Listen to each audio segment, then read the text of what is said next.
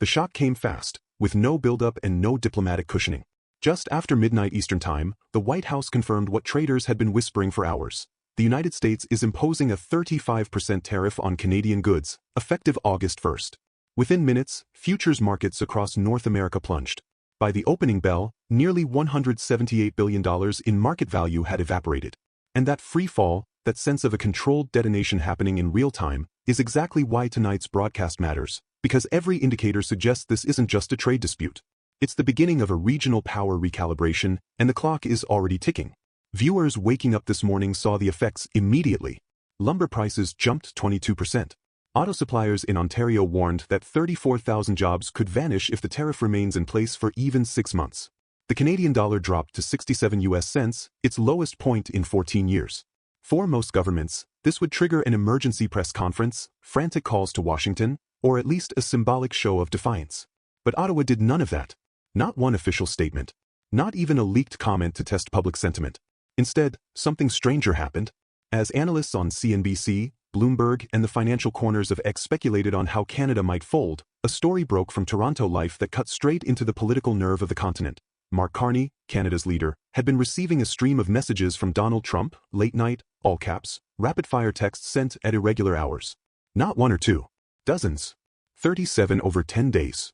Some arriving at 3 in the morning, others minutes apart, all carrying the same urgent tone of personal pressure.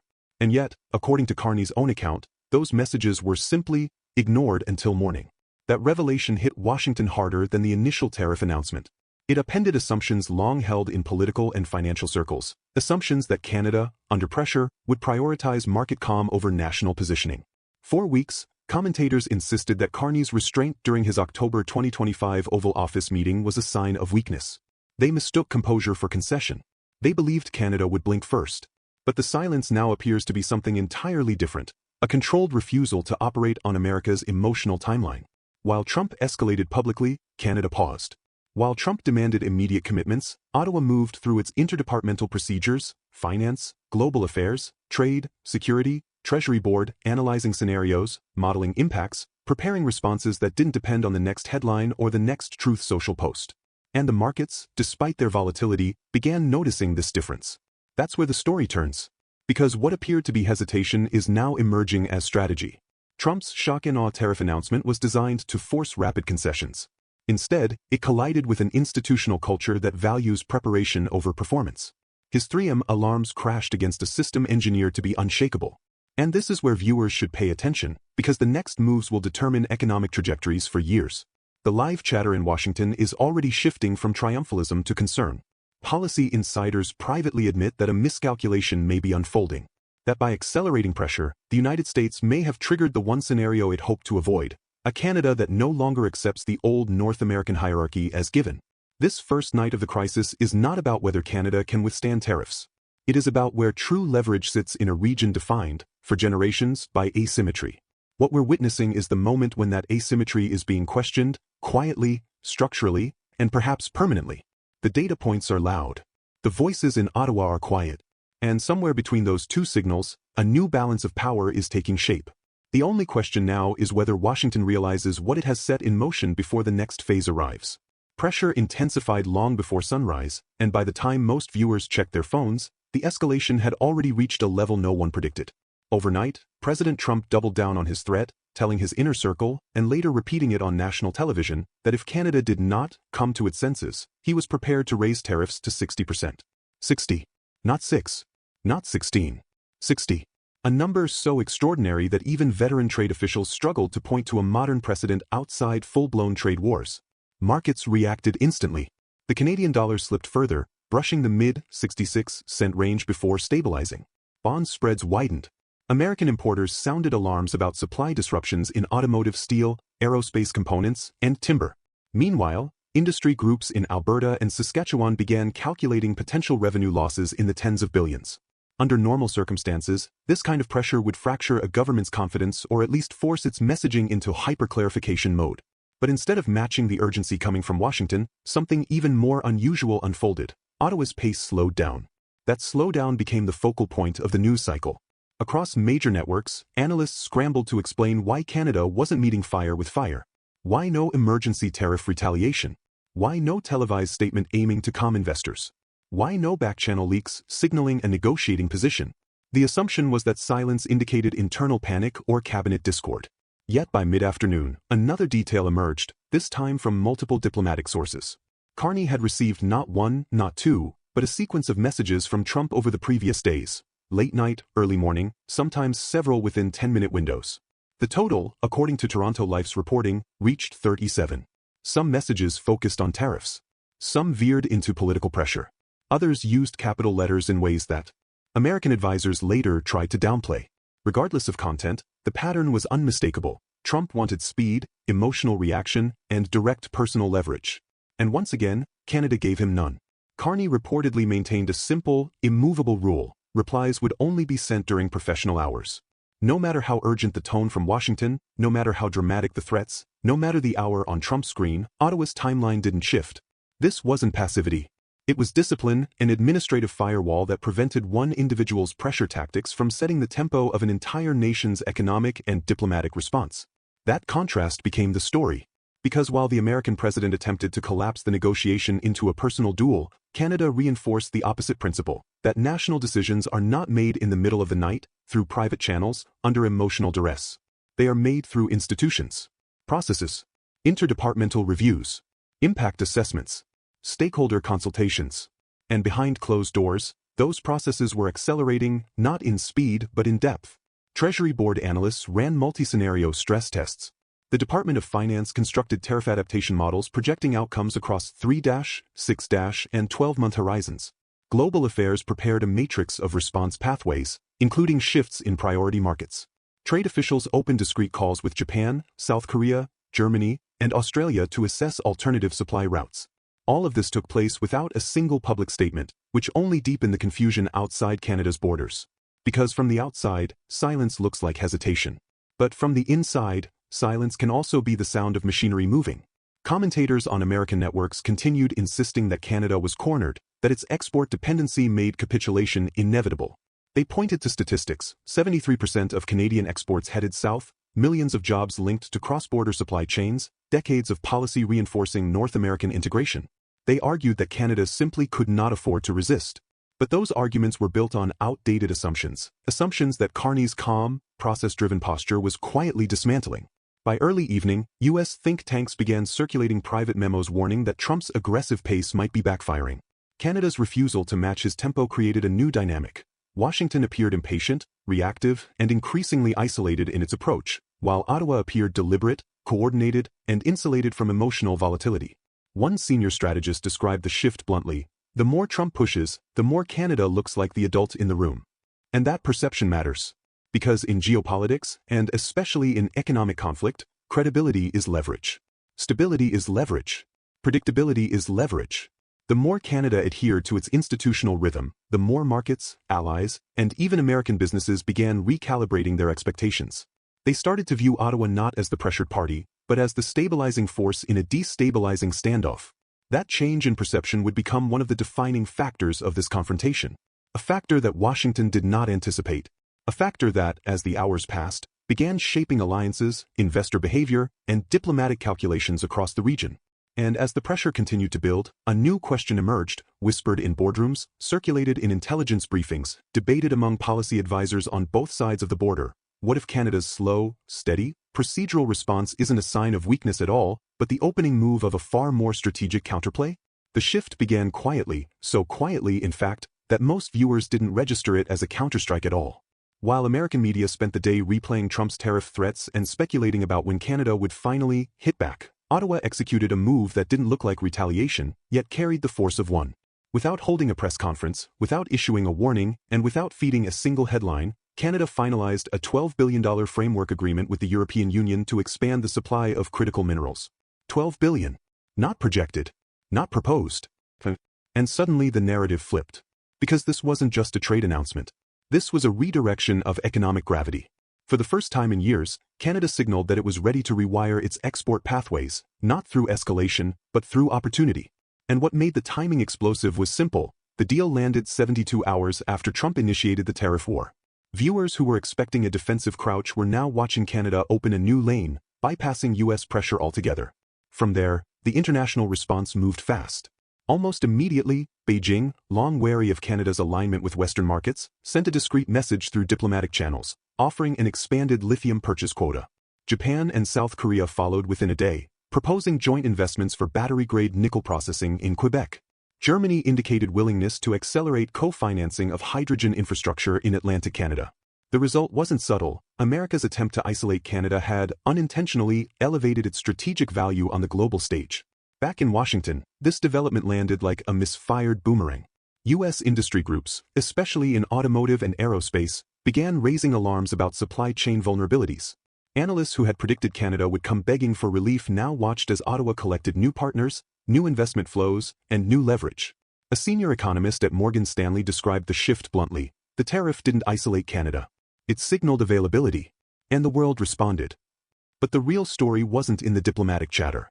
It was in the architecture behind Canada's moves. Because viewers need to understand, Ottawa didn't stumble into this opening. The federal government had quietly prepared for months, maybe longer, for the possibility that Washington would weaponize tariffs again. When Trump acted, the plans were already drafted. The scenarios already tested. The outreach already initiated. The EU framework wasn't crafted in 3 days. It simply moved into deployment the moment the pressure signal appeared. That's where the depth of Canada's strategy becomes visible.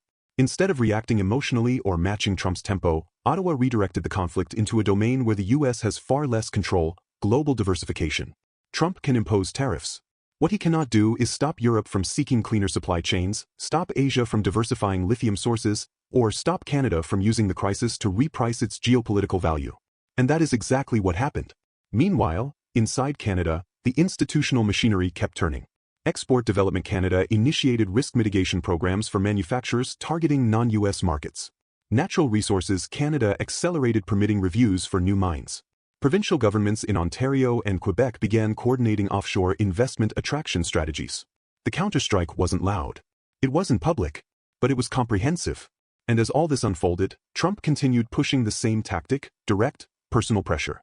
Yet with every message he sent, with every demand he issued, the gap between the two strategies became clearer. Trump relied on speed, surprise, and emotional dominance. Canada relied on process, coalition building, and structural repositioning. This divergence mattered, because while Trump's approach sought to win the moment, Canada's aimed to win the decade. And now, that long-game discipline was producing measurable outcomes.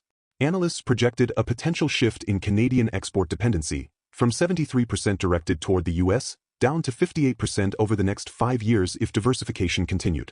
Investors who once viewed Canada as inseparable from the American economy began treating it as a semi-independent hub in its own right. Markets reward predictability, and Ottawa's refusal to engage in panic politics created exactly that. The most remarkable part? At no point did Canada mirror Washington's hostility. There were no retaliatory threats. No televised condemnations. No triumphant declarations. The counterstrike was silent, structural, and executed at a pace set entirely by Canadian institutions, not American pressure. Viewers who followed the headlines expecting a dramatic showdown suddenly found themselves watching a more sophisticated confrontation, one where the most powerful move wasn't retaliation, but reorientation. And as the implications of that shift became clearer, one realization began spreading across diplomatic circles, corporate boardrooms, and policy think tanks. The United States may have launched a tariff war, but Canada had already turned it into something far bigger, a chance to redesign its economic future without asking Washington for permission. The only question now was whether the White House understood just how much ground it had ceded while it was busy pressing send on late-night messages. What happened next didn't feel like retaliation or diplomacy or even crisis management. It felt like something deeper, like a continental framework cracking and resetting itself in real time. While the U.S. escalated its rhetoric, Canada shifted its posture entirely, moving from crisis response into structural redesign. Viewers watching the evening broadcasts were hit with a headline that cut through the noise. Ottawa released new energy and industrial investment figures showing a 41% increase in capital flowing into LNG terminals, hydrogen facilities, and critical mineral processing projects. 41%. In one fiscal cycle. This wasn't an emergency patch. This was the making of a new foundation. The announcement landed during a moment when Washington assumed Canada would be too distracted, too pressured, too destabilized to focus on long-term planning. And yet, instead of retreating, Canada moved forward, deeper into its multi-year strategy to shift leverage in North America away from American manufacturing demand and toward Canadian resource indispensability. Because here's the truth that industry insiders know well: The global economy is entering an era where the countries controlling nickel, cobalt, copper, rare earths, and lithium hold the real bargaining power. And Canada sits on one of the largest, cleanest, and most politically stable reserves of all five. For years, that fact was overshadowed by the gravitational pull of the US market. But the tariff conflict tore away the illusion. Suddenly, the world could see clearly what Ottawa had understood all along. Resources are the new security, and supply chains, once built, dictate the next 20 years of power. That's why the timing of Canada's structural move mattered so much. On-screen analysts walked viewers through the implications. Hydrogen hubs in Atlantic Canada were now poised to supply European clean energy grids. Lithium and nickel from northern Quebec and Ontario were being positioned as the backbone of Asian battery factories. LNG shipments from British Columbia were on track to replace Russian flows into parts of East Asia. In a world hungry for cleaner energy and geopolitical stability, Canada wasn't the dependent partner in North America. It was the stabilizing supplier that major economies increasingly wanted access to. And this is where Washington's miscalculation became impossible to ignore. American tariffs aimed to corner Canada into fast concessions. Instead, they accelerated Ottawa's long-term pivot, turning natural resources, not cross-border manufacturing, into the core of its economic leverage. The more the US threatened access to markets, the more valuable Canada's control of strategic inputs became. Suddenly, American auto companies, battery manufacturers, and aerospace firms faced a reality they had not prepared for. You can slap tariffs on finished goods, but you cannot tariff your way to new nickel deposits. You cannot pressure your way into replacing Canadian cobalt with an equivalent source that doesn't exist. You cannot bully your way into energy security when the alternatives are unstable, politically risky, or environmentally indefensible.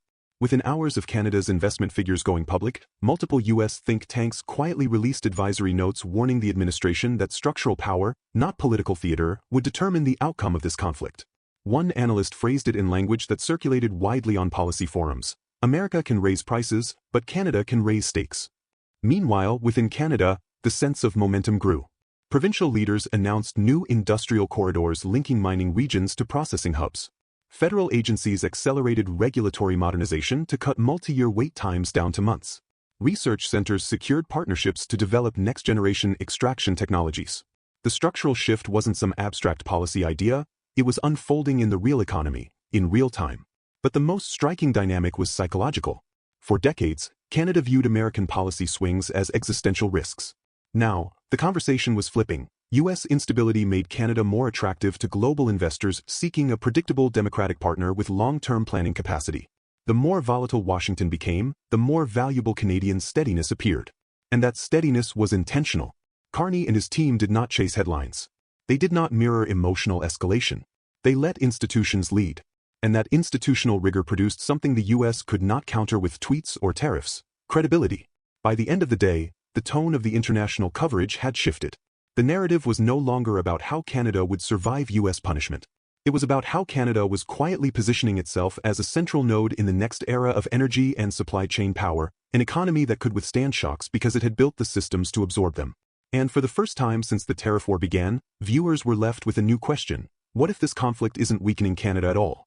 What if it's accelerating the country into a role it was always on track to claim, one where structural power outweighs political noise, and where a nation long seen as the junior partner suddenly holds the most essential cards? That question, unspoken but unavoidable, began reshaping expectations across the continent. And in Washington, whether acknowledged or not, the realization was settling in. The terrain of North American power was shifting beneath their feet. The turning point didn't arrive with a headline or a tariff announcement or a leaked memo. It arrived with a single sentence, calm, measured, and delivered without theatrics. During an interview that many viewers initially assumed would be routine, Mark Carney stated plainly that the relationship between Canada and the United States will not return to its earlier form. 12 words. But they detonated across newsrooms like a geopolitical fault line snapping into place. Analysts scrambled to verify he meant what he said. Commentators replayed the clip frame by frame. Was it frustration? Strategy? A slip? But within minutes, the economic data began aligning with his message. Bloomberg flashed a breaking indicator. Foreign direct investment into Canada had risen 9.3% during the same quarter the tariff war began. That number stunned Washington. Canada wasn't bleeding investment, as many expected. It was gaining momentum. What made the moment extraordinary was how calmly Carney explained the shift.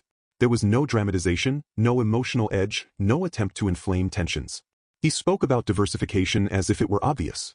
He spoke about reducing dependency on a single market as if it were common sense.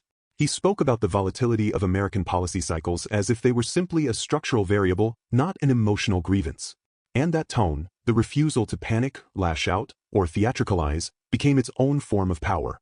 Because while Trump's communication strategy relied on dominance displays, nationalist framing, and high-volume pressure, Canada's approach communicated something almost unnervingly different: quiet permanence. Carney wasn't describing a temporary standoff.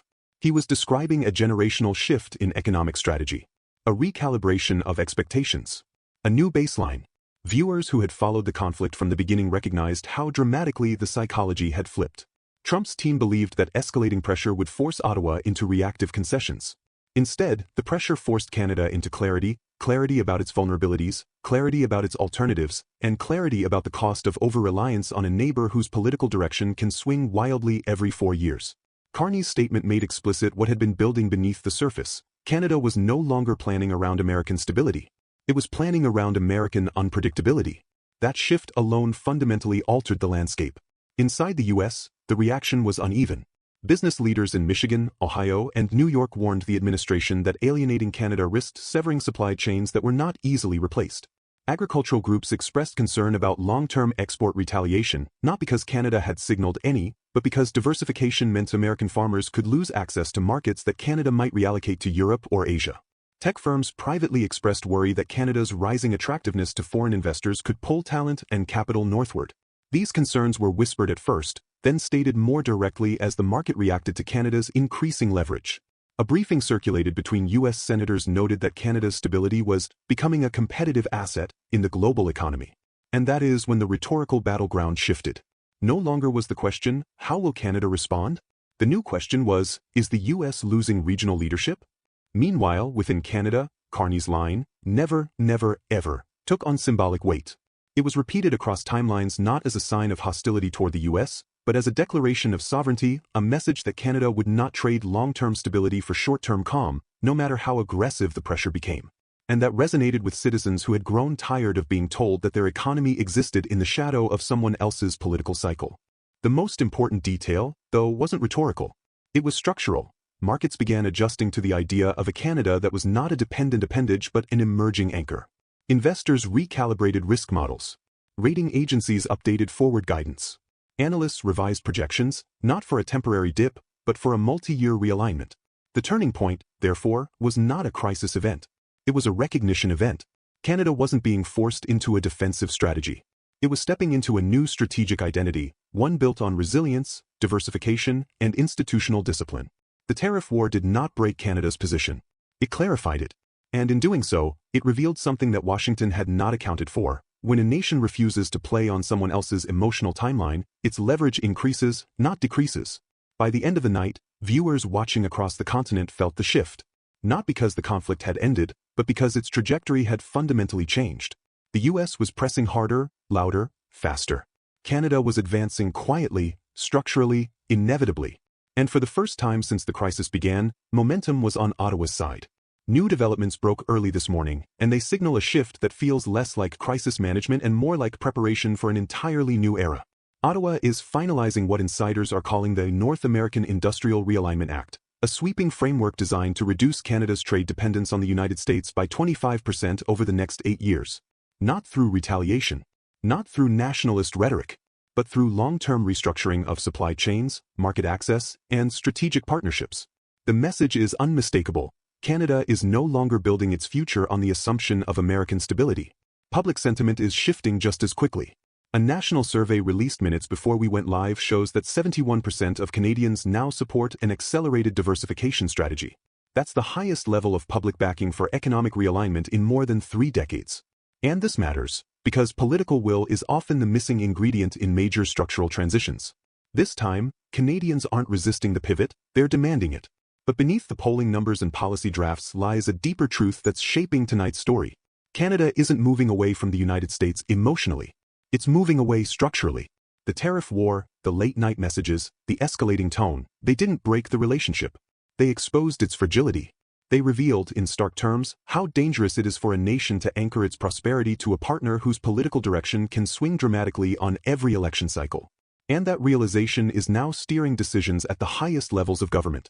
As investment data continues to break expectations, as foreign partnerships multiply, as Canadian institutions operate with a steadiness that contrasts sharply with Washington's tactically volatile style, one question is beginning to shape the continental conversation. What if the future of North America is not defined by U.S. dominance, but by Canadian resilience?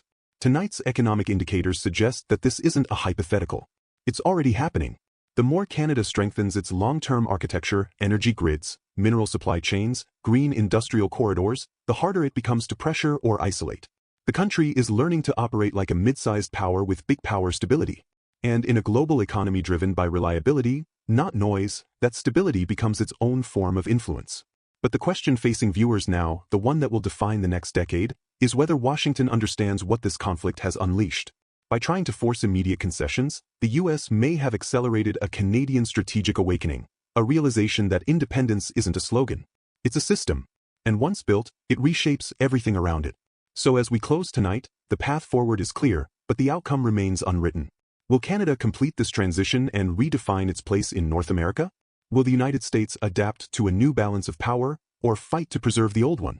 And how will the next moves on both sides reshape the future of the continent? Thank you for watching. If you found this analysis valuable, make sure to subscribe, turn on notifications, and share your thoughts below. Your perspective drives the conversation forward.